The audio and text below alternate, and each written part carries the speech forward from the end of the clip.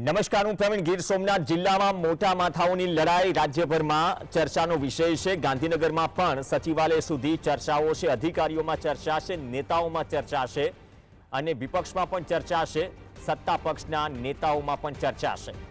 આ મુદ્દો દિનુભોગા સોલંકી અને જૂનાગઢ નહીં પરંતુ ગીર સોમનાથ જિલ્લાના કલેક્ટર દિગ્વિજયસિંહ જાડેજા વચ્ચેનો છે અને જે આક્ષેપ ગંભીરો લાગ્યા 2 દિવસ પહેલા એ મીડિયા માધ્યમોમાં ચાલ્યા પણ ખરા. પરંતુ આટલા ગંભીર આક્ષેપ અને એમ કહેવામાં આવે કે સરકાર તપાસ કરાવો, એ વ્યક્તિ આક્ષેપ કરી રહ્યા છે જે કે સત્તા પક્ષમાં છે અને એ વ્યક્તિ સામે ભૂતકાળમાં ઘણા ગંભીર આક્ષેપો થઈ ચૂક્યા છે અને કેસીસ પણ થઈ ચૂક્યા છે. આ બધી જ પરિસ્થિતિઓમાં ખરેખર આ મોટા માથાની લડાઈમાં કારણ શું છે? કારણ બંને તરફ છે, કારણ એક તરફ છે, અથવા તો આ વર્ચસ્વની લડાઈમાં ગંભીર આક્ષેપ લાગવાનું આજે પણ અકબંધ છે.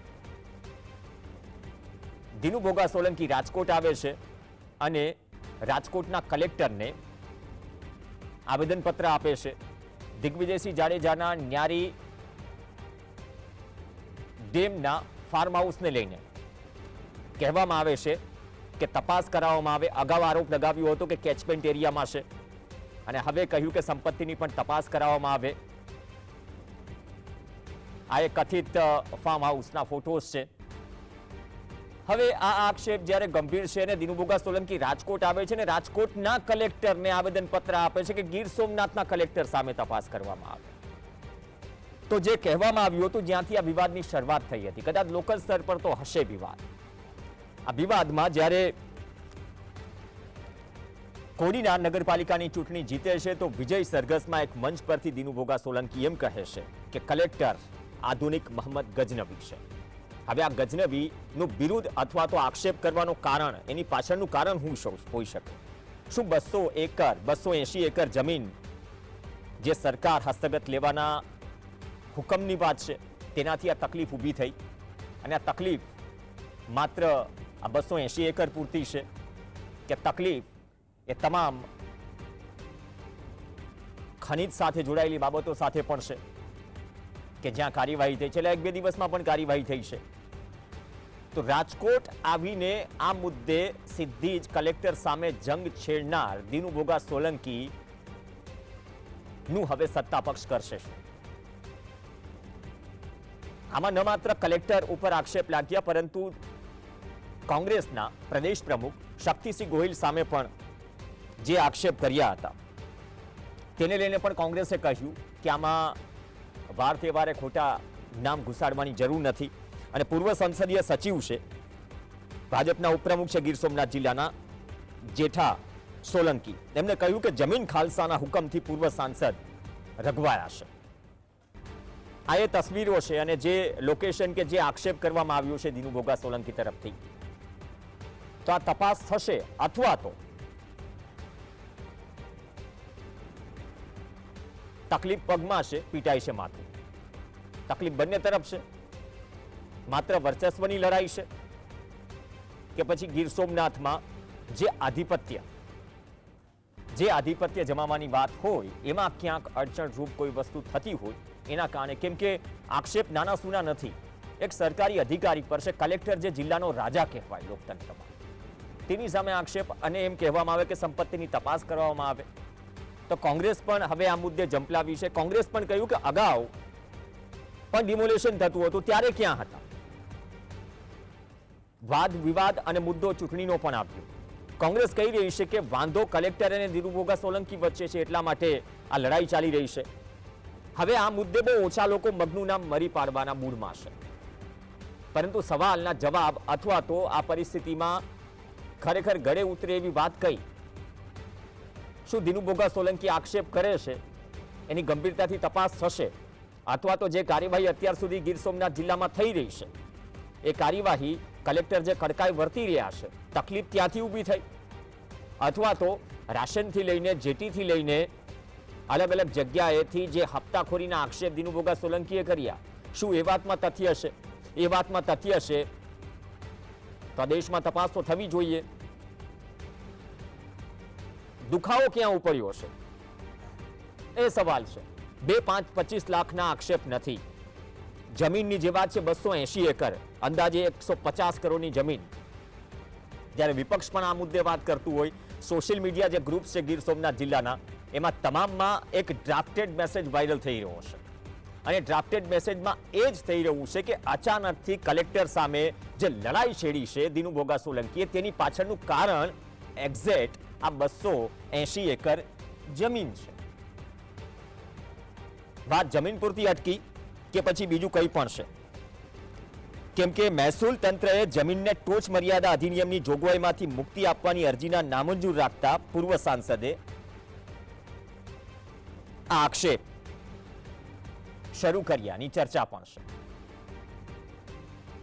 નાનું સૂનું નથી, નાનો સૂનો મુદ્દો પણ નથી. અને કલેક્ટર કહી રહ્યા છે કે 150 કરોડની કિંમતની 280 એકર જમીન અંગે હુકમ કરાયો છે.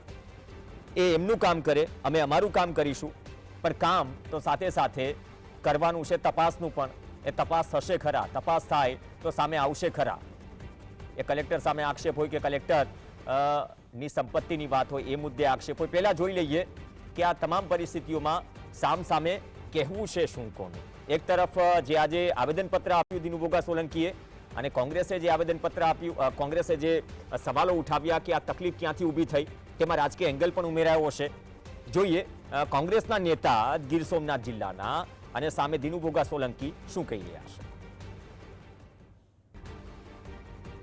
મેં જ્યારે આ કલેક્ટર વિરુદ્ધ નિવેદન જાહેર કર્યું ત્યારે મને માત્ર રાજકોટમાંથી નહીં, સુરતથી, મોરબીથી, બધામાંથી જ આ અધિકારી જ્યાં જ્યાં પણ નોકરી કરી અને બધો જ ભ્રષ્ટાચાર કર્યો છે, લોકોના મારી પર ખૂબ મોટા ફોનો આવી રહ્યા છે, મને મેસેજો આવી રહ્યા છે. એના ઉપરથી મને ખબર પડી, કોઈનો મેલ હતો કે અહીંયા રાજકોટ ન્યારીમાં આ માણસ પાસે છે, અને મારી પાસે અત્યારની પણ માહિતી છે કે આ માણસ અને એના પરિવાર પાસે આ રાજકોટની અંદર ઓછામાં ઓછી 100 કરોડથી વધારે રૂપિયાની પ્રોપર્ટી આજે પણ એનો પરિવાર ધરાવે છે. આ પૈસા એમની પાસે આ ક્યાંથી આવ્યા? એમણે નોકરી જોઈન્ટ કરી ત્યારથી લઈને આટલા વર્ષોમાં આમની આ ધીંગી કમાણી કેવી રીતે કરી, એની અમે તપાસ માંગીએ છીએ. ભાઈની જે જગ્યા છે 320 એકર, એ કોર્ટમાં ને થઈ અને પછી અહીં આવ્યું પાછું, અને આ કલેક્ટરે કઈ ખાલસા કર્યું કે જે કઈ હોય, અને એને હિસાબે દિનુભાઈ કલેક્ટરને ફેરવીને સીધા નગરપાલિકામાં લઈ આવ્યા. જમીન પૂરતી વાત છે, અને જે વાત કરવામાં આવી હોય કે 100 કરોડની સંપત્તિની તપાસ કરાવવામાં આવે, અલગ અલગ જગ્યાએથી ફોન આવી રહ્યા છે. તો જે કોડીનારના એક મંચ પરથી આ લડાઈની શરૂઆત થઈ હતી, આક્ષેપની શરૂઆત થઈ હતી, હવે રાજકોટ સુધી પહોંચ્યા અને એ કલેક્ટરને આવેદનપત્ર આપવામાં આવે છે કે તમે આ સંપત્તિની તપાસ કરાવો. અને કહી રહ્યા છે કે મને પણ મેસેજ મળ્યો કે આ રીતે જે ન્યારી ડેમ ના ફાર્મ હાઉસની વાત થઈ રહી છે, એ કેચમેન્ટ એરિયાનો જે આરોપ હતો, એ આરોપ શું સિદ્ધ કરી શકે છે દિનુ ભોગા સોલંકી, અથવા તો આ પ્રશાસન તપાસ કરાવશે કે નહીં? કાયદેસર છે તો કાયદેસર છે, અને આક્ષેપમાં તથ્ય છે તો તેનું પણ દૂધને દૂધ અને પાણીનું પાણી થવું જોઈએ. મીડિયા માધ્યમો તો સર્ટિફિકેટ આપવા બેઠા નથી, પરંતુ જાહેર જીવનમાં આ પ્રકારના ગંભીર આક્ષેપ બહુ ઓછા લોકોએ સાંભળ્યા હશે. સહયોગી ગીર સોમનાથ જિલ્લાના અમારા દીક્ષિત પરમાર જોડાશે. દીક્ષિત, આ લડાઈ જમીનની છે, આ લડાઈ રાજકીય રસ્તાઓમાં સ્પીડ બ્રેકર ઊભા કરવાની છે, આ લડાઈ ધંધાની છે કે આ લડાઈ વ્યક્તિગત છે?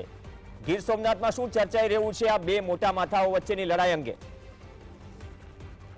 જી પ્રવીણ, ચોક્કસ જણાવી દઉં કે ગીર સોમનાથ જિલ્લામાં કોડીનાથ નગરપાલિકાની જે 28 બેઠક આવી, ત્યારબાદ જાહેર મંચ ઉપરથી પૂર્વ સાંસદ દિનુભાઈ સોલંકીએ ગીર સોમનાથ જિલ્લા કલેક્ટર ઉપર જાહેરમાં આક્ષેપ કર્યા છે, અને 17 થી 18 મુદ્દાઓ ઉપર તેના ઉપર ભ્રષ્ટાચાર તેમજ કોંગ્રેસની સાંઠગાંઠ, જે શક્તિસિંહ ગોહિલ સાથે પણ સાંઠગાંઠ હોય એવું પણ તેણે જાહેર મંચ ઉપરથી જણાવ્યું હતું. અને એવું પણ જણાવ્યું હતું કે જો મારું કાંઈ પણ ગેરકાયદેસર હોય તો ભલે મારા ઉપર જે કાર્યવાહી તંત્રએ કરવી હોય તે કરી શકે છે, અને કોઈ પણ મારું રાજકારણ છે, મારું જાહેર જીવન છે, મૂકવું પડે તો પણ હું મૂકી દઈશ, પરંતુ છેલ્લે અંત સુધી હું જિલ્લા કલેક્ટરના ભ્રષ્ટાચાર છે તેને જાહેર કરીશ, એવું પૂર્વ સાંસદ દિનુ સોલંકીએ જાહેર મંચ ઉપરથી જણાવ્યું હતું. દીક્ષિત, પણ રાજકોટ જઈને આવેદનપત્ર આપવામાં આવે, અહીંયા પણ તેમની પ્રોપર્ટીની તપાસ કરવામાં આવે, ખરેખર માત્ર જે ચૂંટણી પૂરતા જે વાંધાઓ ઊભા થયા એ જ કારણભૂત જવાબદાર છે? કેમ કે હમણાં જે લાઇમસ્ટોન માટેની ખાણો છે, હમણાં થોડા દિવસો પહેલા પણ કાર્યવાહી થઈ, એટલે આડકતરી રીતે જે કાર્યવાહી થઈ રહી છે તેના કારણે આ તકલીફ ઊભી થઈ છે? કેમ કે ઘણા બધા કિસ્સાઓમાં તો ગીર સોમનાથની જનતા કલેક્ટરની કામગીરીને વધાવી પણ રહી છે, એટલે સારી કામગીરી થઈ રહી છે એટલા માટે તકલીફ ઊભી થઈ છે કે ખરેખર જે આક્ષેપ થયા છે, આટલા મોટા આક્ષેપ, એમાં રતિભાર પણ કઈ એવી વસ્તુઓ છે કે જે ચિંતા ઊભી કરી શકે છે કલેક્ટર માટે? જી, ગીર સોમનાથ જિલ્લાના કોંગ્રેસના પ્રમુખ કરશન બારડ દ્વારા આજરોજ એક પત્રકાર પરિષદ પણ યોજવામાં આવી હતી અને તેણે સ્પષ્ટ શબ્દમાં જણાવ્યું હતું કે કલેક્ટર અને પૂર્વ સાંસદની બંનેની આ આંતરિક લડાઈ છે. કલેક્ટર દ્વારા પૂર્વ સાંસદની કોઈ જગ્યા ઉપર ખાલસા કરવામાં આવી હતી અને ત્યારબાદ આવું પૂર્વ સાંસદે તેના ઉપર આંતરિક ખાર રાખીને કર્યું હોય તેવો આક્ષેપ પણ ગીર સોમનાથ જિલ્લા કોંગ્રેસના પ્રમુખ કરશન બારડે કર્યો હતો અને તેઓએ શક્તિસિંહ ગોહેલ કે જેઓ કોંગ્રેસના પ્રદેશ પ્રમુખ છે તેઓને કલેક્ટર સાથે કોઈ પણ પ્રકારની કોઈ પણ સાંઠગાંઠ છે નહીં. કોડીનાર નગરપાલિકામાં પહેલેથી જ જીતી ચૂકી હતી અને કોડીનાર સંવેદનશીલ છે તેઓ જે અરજી છે તે પણ જિલ્લા કોંગ્રેસ પ્રમુખે કરી હતી અને તેઓએ પુરાવા પણ મીડિયા સમક્ષ રજૂ કર્યા હતા. તો ક્યાંક ને ક્યાંક કોંગ્રેસ પ્રમુખે જે પૂર્વ સાંસદના જે આક્ષેપો છે તેને પાયાવિહોણા ગણાવ્યા હતા અને પૂર્વ સાંસદ અને કલેક્ટરની આંતરિક લડાઈ હોય તેવું એને મીડિયા સમક્ષ જણાવ્યું હતું. જી, આ આંતરિક લડાઈમાં એક બે મુદ્દા રસપ્રદ આવે છે, જે કોંગ્રેસ કહી રહી છે કે ડિમોલેશન તો ક્યારનું ચાલી રહ્યું છે, હવે કેમ જાગ્યા દીનુ ભોગા સોલંકી? બીજી વાત, ભાજપના અન્ય નેતાઓમાં અંદર ખાને શું ચર્ચા છે? કેમ કે સત્તા પક્ષના નેતા જ આટલા ગંભીર આક્ષેપ અધિકારી સામે લગાવે છે, જ્યારે વાર તહેવારે ચર્ચા હોય કે ગુજરાતમાં તો અધિકારી રાજ એટલું હાવી છે કે મંત્રીઓ અને નેતાઓને પણ નથી ગાંઠતા. તો બે મુદ્દા છે, ભાજપના અન્ય નેતાઓમાં શું મેસેજ જઈ રહ્યો છે આક્ષેપબાજી અને આ લડાઈનો વર્તમાન સમયમાં? જી, હાલ તો જે આપણે જે કહ્યું તે પ્રમાણે હાલ અત્યારે જે બંને મુદ્દાઓ છે તે જોર પકડ્યું છે અને સમગ્ર ગીર સોમનાથ જિલ્લામાં આ ટોક ઓફ ધ ટાઉન કિસ્સો બન્યો છે. ત્યારે કોઈ પણ રાજકીય નેતા છે તે આ બાબતે બોલવા તૈયાર નથી.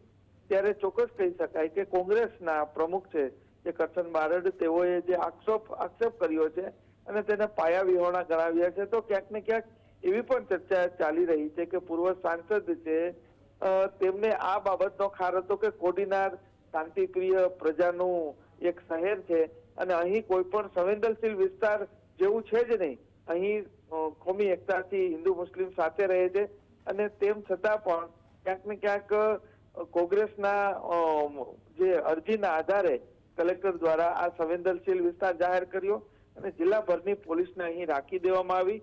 તો ક્યાંક ને ક્યાંક આ બાબતનો પણ ખાર પૂર્વ સાંસદે રાખ્યો હોય અને તેના ઉપર ખુલ્લા આક્ષેપો કર્યા છે. ત્યારે આજરોજ કોડીનારમાં એક બીજો પણ પડદો ફાસ થયો છે અને એક જે ટ્રાન્સપોર્ટની ઓફિસ છે ત્યાં પણ આંગણવાડીનું બોર્ડ લગાડી અને કામગીરી ચાલતું હોય તેવું પણ મામલતદાર દ્વારા મીડિયા સમક્ષ આપ્યું છે. પરંતુ પૂર્વ સાંસદની કોઈ જગ્યા હોય અને તેને ખાલસા કરવામાં આવ્યું હોય તેવું સીધું કોઈ પણ જગ્યાએ બહાર આવ્યું નથી. ઓકે, ચર્ચાઈ રહ્યું છે સોશિયલ મીડિયા ગ્રુપમાં?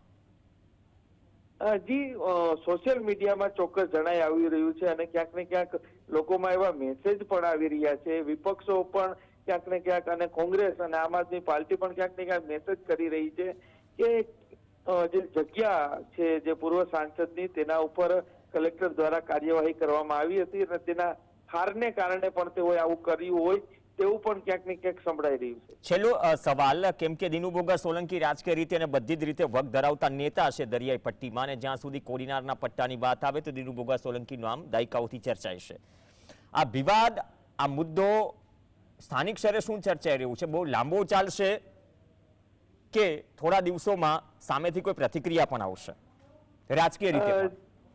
જી, આપે જણાવ્યું તેમ પૂર્વ સાંસદ દીનુભાઈ સોલંકી છે તે કોડીનારમાં 2 થી 3 ટર્મ સુધી ધારાસભ્ય રહી ચૂક્યા છે. નગરપાલિકાના પણ પ્રમુખ હતા, સરપંચ પણ હતા અને સાંસદ પણ રહી ચૂક્યા છે. તેઓ કોઈ ક્યારેય પણ ચૂંટણી હાર્યા નથી. ગીર સોમનાથ જિલ્લાની વાત કરીએ તો હંમેશા તેનો કાયમી દબદબો રાજકીય પક્ષો ઉપર રહ્યો છે અને પર્સનલ પોતાના પાવરથી તેઓ હંમેશા પોતાના નામથી ચૂંટણી લડી રહ્યા છે અને દરેક વખતે તેઓને સફળતા મળી છે. છેલ્લા 30 વર્ષથી કોડીનાર નગરપાલિકામાં તેઓનો કબજો પણ છે અને આ વખતે પણ 28 માંથી 28 બેઠકો ભાજપને સ્પષ્ટ બહુમતી સાથે મળી છે. કોંગ્રેસની 70% ડિપોઝિટ પણ ગઈ છે. ત્યારે આ જે દબંગ નેતા છે, જે પૂર્વ સાંસદ દિનુભાઈ સોલંકી છે, એ ક્યારેય પીછેહટ કરતા નથી તેવું અત્યાર સુધીના માહોલમાં જાણવા મળ્યું છે. ત્યારે હજુ પણ તેઓ પીછેહટ કરે તેવું દેખાઈ રહ્યું નથી. ધન્યવાદ દીક્ષિત સમગ્ર અપડેટ બદલ. તો સવાલ એ છે કે હવે જો પીછેહટ ન કરતા હોય તો આ મુદ્દે પ્રદેશ નેતૃત્વ સામે આ મુદ્દો જ્યારે મૂક્યો જશે, કેમ કે અગાઉની સભામાં પણ કહ્યું કે આ મુદ્દે સરકાર તપાસ કરાવે, તો શું આ મુદ્દે દિનુભોગા સોલંકી પ્રદેશ નેતૃત્વ સામે પણ શું પીછેહટ નહીં કરે, અથવા તો પ્રદેશ નેતૃત્વને પણ એક સંકેત આપી દીધો છે કે આ જે કંઈ પણ થઈ રહ્યું છે એ હદની બહાર છે? તો આમાં પ્રદેશ નેતૃત્વ એટલે કે ભાજપ માટે પણ શું ચિંતાનો વિષય છે, અથવા તો શું ઘોડા દોડાવ્યા છે આ મામલો ઠંડો પાડવા માટે? કેમ કે સામે સરકારી અધિકારી છે જે સૌથી વધારે ચર્ચાય છે. ગુજરાતના તમામ જિલ્લાઓના કલેક્ટરમાં જો સૌથી વધારે છેલ્લા અમુક સમયમાં લોકપ્રિય થયા હોય સોશિયલ મીડિયા અને કામગીરીની દ્રષ્ટિએ, લોકચાહનાની દ્રષ્ટિએ, એમના પર આક્ષેપ છે. તો હવે આ મુદ્દે પ્રદેશ નેતૃત્વ અને સરકાર ગાંધીનગરથી કયા આદેશો છોડે છે, અથવા તો આ મામલો ઠંડો પાડવા અથવા તો આ મામલે તપાસ કરાવવા માટે આવનાર સમયમાં કયા આદેશો કરે છે તેના પર પણ કદાચ ચર્ચાઓ થતી રહેશે. ત્યાં સુધી કદાચ એ જ ચર્ચા છે કે લડાઈ તો મોટા માથાઓની છે, નુકસાન કોનું છે? નાના વ્યક્તિઓની છે, મોટા માથાઓનું છે. અને મોટા માથાઓ જ્યારે એકબીજાને ખુલ્લા પાડતા હોય અથવા તો એકબીજા સામે આટલા આક્ષેપ કરતા હોય, ખાસ તો કલેક્ટર સામે જે આક્ષેપ છે, એ મુદ્દે પણ શું તપાસ થશે? અને એ તપાસમાં એ સાબિત થશે કે નહીં આક્ષેપો સાચા છે કે આક્ષેપો ખોટા છે? એક બ્રેક માટે રોકાઈશું. બ્રેક બાદ અન્ય સમાચાર.